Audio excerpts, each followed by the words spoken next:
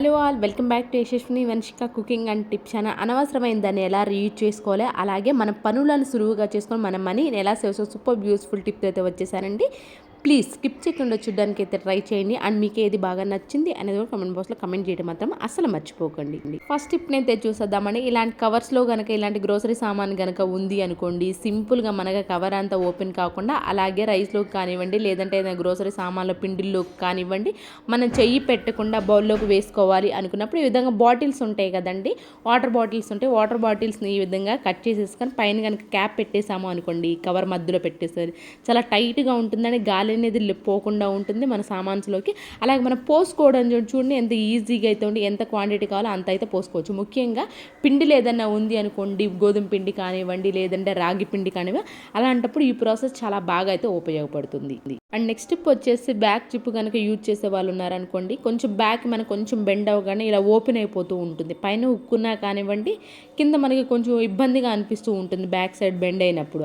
అలా మన ఇబ్బంది లేకుండా ఉండాలి, ఆ బ్యాక్ జిప్ అనేది కొంచెం కూడా లూజ్ అవ్వకుండా ఉండాలి అని అనుకుంటే మాత్రం ఈ విధంగా బ్యాక్ సైడ్ ఎక్కడైతే ఉందో జిప్పు, దాని కింద కొంచెం ఇక్కడ కనుక మీరు సేమ్ కలర్ థ్రెడ్ తీసేసుకొని హుక్కు కనుక వేసేసుకున్నారనుకోండి, మనకి జిప్ అనేది ఓపెన్ అయినా కానివ్వండి అక్కడ వరకు వచ్చి ఆగిపోతుంది. కాబట్టి మనకి టోటల్ అనేది ఓపెన్ అవుతుంది. కొన్నిసార్లు ఏమవుతుందంటే లూజ్ అయిపోయి కూడా జిప్పు మొత్తం టోటల్ ఓపెన్ అవుతూ ఉంటుంది. అలా జరగకుండా ఉండాలి అని అనుకుంటే మాత్రం ఈ ప్రాబ్లమ్తో ఎవరైనా ఫేస్ చేస్తున్నట్టు ఈ సింపుల్ ట్రిక్ని అయితే ట్రై చేయండి. జిప్ అనేది ఖచ్చితంగా ఓపెన్ అవ్వకుండా అయితే ఉంటుంది. అండ్ నెక్స్ట్ టిప్ వచ్చేసి ఇలాంటి చిన్న పప్పు డబ్బాలు కానివ్వండి, లేదంటే ఇలాంటి డబ్బాలు కానివ్వండి, క్లీన్ చేసిన తర్వాత ఏం చేస్తాం, మనం ఇలా బోర్లు కనుక బోర్లింగ్ చేసాం అనుకోండి, త్వరగా ఆరాలి అనుకున్న ఆరవంది లోపల స్మెల్ అనేది వస్తూ ఉంటుంది. అలాంటప్పుడు ఈ విధంగా బట్టల క్లిప్స్ ఉంటాయి కదా, బట్టల క్లిప్స్ కనుక పెట్టేసేసేసి ఈ విధంగా డబ్బాని కనుక బోర్లింగ్ చేసామనుకోండి, పప్పు డబ్బాలు ఏదైనా కానివ్వండి, ఆ గ్యాప్ ఉన్న కింద నుంచి గాలి అనేది వెళ్ళిపోయి మనకి డబ్బా అనేది క్లియర్గా ఆరుతుంది. దానివల్ల స్మెల్ కూడా లేకుండా అయితే ఉంటుంది. అండ్ నెక్స్ట్ టిప్ వచ్చేసి ఇలాంటి గ్రీన్ స్క్రబ్బర్స్ కనుక ఉన్నాయి అనుకోండి, దీన్ని గిన్నెలు కడగడానికే కాకుండా ఇంకో దానికి సూపర్ యూస్ఫుల్ టిప్ అయితే తీసుకొచ్చేసానండి. ఇలాంటి చిన్న రోళ్ళు కనుక ఉన్నాయి అనుకోండి, అల్లం వెల్లుల్లి దంచుతూ ఉన్నామే అనుకోండి, కొంచెం సౌండ్ వస్తూ ఉంటుంది. అలాంటి మన అల్లం వెల్లుల్లి దంచేటప్పుడు, ఏదైనా చట్నీలు దంచుకునేటప్పుడు పచ్చళ్ళు సౌండ్ రాకుండా ఉండాలి అని అంటే గ్రీన్ స్క్రబ్బర్ పెట్టి దంచేసుకున్నామే అనుకోండి, ఆ సౌండ్ అనేది లేకుండా అయితే ఉంటుంది. ఐ హోప్ ఈ టిప్ కూడా నచ్చిందని నచ్చితే కనుక ప్లీజ్ అండి ఒక లైక్ ఇచ్చి నా ఛానల్ సపోర్ట్ చేయండి. అండ్ దానివల్ల వేరే వాళ్ళకి వీడియో రీచ్ అవుతుంది, నాకు మోటివేషన్గా ఉంటుంది. కాబట్టి ప్లీజ్ లైక్ చేయండి. అండ్ నెక్స్ట్ టిప్ వచ్చేసి టిష్యూ రోలర్స్ కనుక ఉంది అనుకోండి, అనవసరం దాన్ని ఎలా రీయూజ్ చేయాలో చూద్దామండి. అడుగున ఏంటంటే నాకు థర్మాకోల్ షీట్ ఉంది కనుక పెట్టాను, లేదంటే మీ కార్డ్బోర్డ్ ఉంటుంది కదండి, కార్డ్బోర్డ్ ఉన్నా కానివ్వండి, ఏదైతే మనకి టిష్యూ రోలర్ ఉందో ఆ రోలర్ మొత్తం ఈ విధంగా దానికి ఎగ్జాక్ట్గా సరిపోయేటట్లుగా ఈ విధంగా కట్ చేసేసుకోవచ్చు అండి.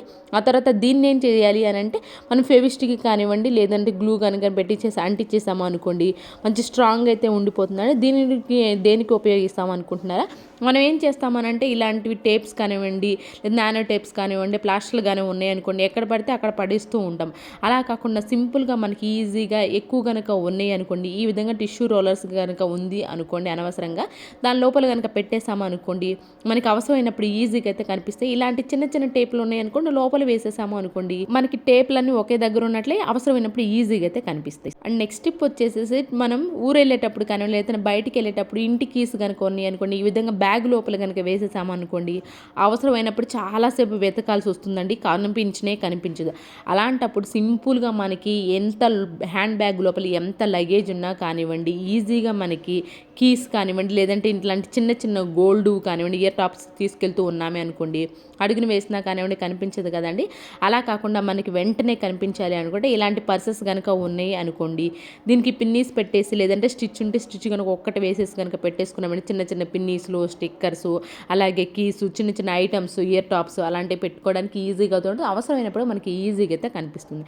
ఐ హోప్ ఈ టిప్ కూడా నచ్చిందని. నచ్చితే కనుక ప్లీజ్ అండి మీకు ఏది బాగా నచ్చింది అనేది కూడా కమెంట్ బాక్స్లో కమెంట్ చేయండి. అండ్ నెక్స్ట్ టిప్ వచ్చేసి ఇలాంటి యూజ్ అంతా రబ్బర్ బ్యాండ్స్ కనుక ఎక్కువ కనుక ఇంట్లో ఉన్నాయి, దీన్ని డైరెక్ట్గా విధంగా బాక్స్లో కనుక పెట్టేసాము అనుకోండి, ఏమవుతుందంటే కొంచెం రోజులు అయ్యాక కొంచెం జిడ్డుగా అవుతూ ఉంటాయి, కొంచెం బ్యాడ్ స్మెల్ కూడా వస్తూ ఉంటాయి, ఒకదానికి అంటుకుపోతూ ఉంటాయి. అలా జరగకుండా ఉండాలి అని ఉంటే ఈ విధంగా టాల్కమ్ పౌడర్ ఉంటుంది కదండి మన ఇంట్లో, మన ఫేస్ వరకు ఏదైనా టాల్కమ్ పౌడర్ ఈ విధంగా వేసేసి ఒకసారి కలిపేసేసి కనుక ఉంచుకున్నాం అనుకోండి, ఎన్ని ఇయర్స్ అయినా సరే కానివ్వండి మనకి యూజ్ అంతా రబ్బర్ బ్యాండ్స్ అనేవి పాడు అవ్వు, అలాగే స్మెల్ కూడా రావు, అంటుకొని కూడా అంటుకోవు.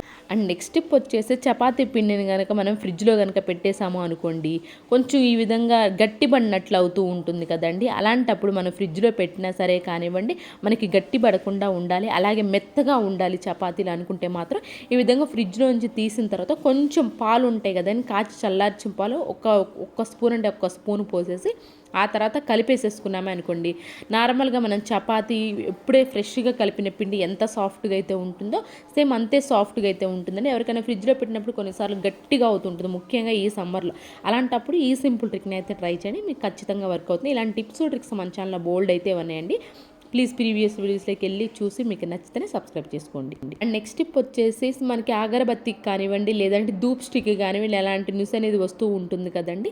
దాని లోపల ఏంటంటే కొంచెం నిమ్మకాయ ఉంటుంది కదా, నిమ్మకాయని పిండేసేసి ఇలాంటి కాపర్ గ్లాసులు కానివ్వండి, లోటాలు కానీ ఉన్నాయి అనుకోండి, ఇవి కొన్ని రోజులకి ఏమవుతుంది అంటే మనం వాడికి ఈ విధంగా అవుతూ ఉంటాయి. 2-3 డేస్కి ఒకసారి కూడా మనకి క్లీన్ చేయాల్సి ఉంటుంది కదండి.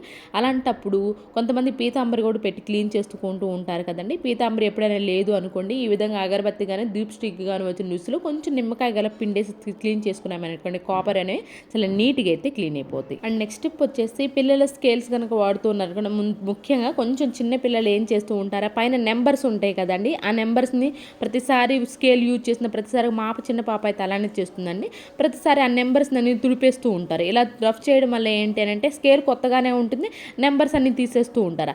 అలాంటి పిల్లలు ఎవరైనా ఉన్నారు అంటే ఈ విధంగా దానిపైన టేప్ కనుక అంటించేసేసాము అనుకోండి, నానో టేప్ ఉంటుంది కదండి, నెంబర్స్ కనిపిస్తే నెంబర్స్ తీయడానికి పోతాయి అనే టెన్షన్ కూడా మనకైతే లేకుండా అవుతుంటే ఎన్ని ఇయర్స్ అయినా సరే కానివ్వండి ఒకే స్కేల్ యూజ్ చేసిన వాళ్ళం అయితే అవుతాం. అండ్ నెక్స్ట్ టిప్ వచ్చేసి కొన్నిసార్లు ఏమవుతుందంటే 2-3 డేస్ ముందే ఫంక్షన్కి ఏదైనా వెళ్ళాలనుకుంటే నెయిల్ పాలిష్ అనేది వేసుకుంటూ ఉంటాం కదా, మనకి ఖచ్చితంగా గిన్నెలు అనేవి కడుగుతూ ఉంటాం. అలాంటప్పుడు నెయిల్ పాలిష్ పోయే ఛాన్స్ అయితే ఉంటుంది. మనకి నెయిల్ పాలిష్ గిన్నెలో పెట్టినా సరే పోకుండా ఉండాలి అనుకున్న వాళ్ళు ఎవరైనా ఉన్నారు అనుకుంటే ఈ విధంగా గిన్నెలు కడిగేటప్పుడు కానీ వాటర్లో చేపెట్టినప్పుడు వ్యాజిలిన్ పెట్రోలిజంలో ఒకసారి అప్లై చేసేసి ఆ తర్వాత మీరు గిన్నెలు క్లీన్ చేశారనుకోండి, మనకి నెయిల్ పాలిష్ అనేది త్వరగా అయితే రిమూవ్ అవ్వకుండా అయితే ఉంటుంది. నెక్స్ట్ టిప్ వచ్చేసి కుక్కర్ మనకి ఆఫ్ చేసిన తర్వాత విజిల్ ప్రెజర్ పోయే వరకు ఉంచుకుంటూ ఉంటారు కదా కొంతమంది. అయితే కొన్నిసార్లు మనకి ప్రెజర్ పోయే అంత టైం లేదు అనుకోండి, సింపుల్గా మనకి ఎక్కువ శ్రమ కూడా ప్రెజర్ పోవాలి అనుకుంటే పాత కర్చీఫ్ కానివ్వండి, ఈ విధంగా కొంచెం మందంగా ఉన్న నాప్కిన్ కానివ్వండి, తడి చేసే దీనికి ప్లేట్లో అడుగున వాటర్ పోసేసి పైన కనుక ఈ విధంగా క్లాత్ కనుక వేసాము అనుకోండి, ప్రెజర్ అనేది పోతుందండి త్వరగా. ఎవరికైనా ఆఫీస్కి వెళ్ళేవారికి, స్కూల్స్కి వెళ్ళేవారికి త్వరగా ప్రెజర్ పోవాలనుకున్నప్పుడు ఈ సింపుల్ ట్రిక్ని అయితే ట్రై చేయండి, త్వరగా ప్రెజర్ అనేది పోతుంది. నెక్స్ట్ టిప్ వచ్చేసి ఆర్గానో కానివ్వండి, లేదు అంటారు చిల్లీ ఫ్లేక్స్ ఇలాంటి బాటిల్స్ అయితే కొంటూ ఉంటాం కదా, అయిపోయిన తర్వాత ఈ బాటిల్స్ని అనవసరం అని చెప్పేసి పడేస్తూ ఉంటాం. అయితే ఇలాంటి బాటిల్లో గోధుమ పిండి ఉంటుంది కదా, మనం చపాతీ చేసుకున్నప్పుడు పైన గోధుమ పిండి జల్లేసి చపాతీ చేస్తూ ఉంటాం.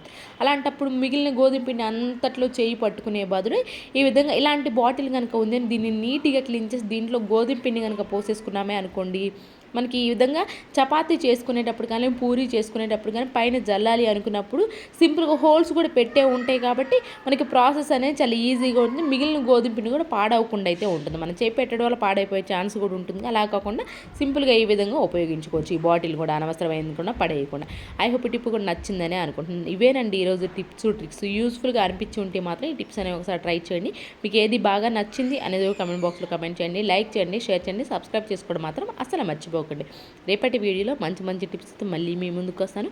అంతవరకు మీ అందరైతే హ్యాపీగా ఉండాలని హార్ట్ఫుల్గా అయితే కోరుకుంటున్నాను. Thank you so much for ever watching.